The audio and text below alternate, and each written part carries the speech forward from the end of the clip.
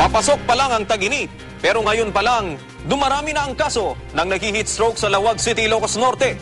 Sa Governor Roque Ablan Sr. Memorial Hospital, 3 pasyente na ang namatay sa cardiac respiratory arrest dahil sa matinding init.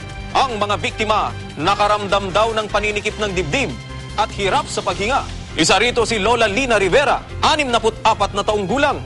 Agad siyang itinakbo sa ospital dahil sa hirap sa paghinga, pero hindi rin siya nakaligtas. Siya yung dati pasyente na ng stroke patient, pero ang nakala ko na maging survivor siya sa mga susunod na araw. Kaso nga lang, nakaramdam na rin po tayo dito ng matinding init sa mga panahon na ito, kaya may contribution po yun. Na-cardiac respiratory arrest din si Herminio Rodico, 67 anyos, dahil umano sa sobrang init. Ayon kay Dr. Roger Braceros, Chief of Clinics ng ospital, karaniwang nag-heat stroke ang mga may edad na. Pero kahit kabataan, pwede rin daw tamaan nito. There is a possibility na talagang na-stroke mga pasyente natin dahil sa init nga.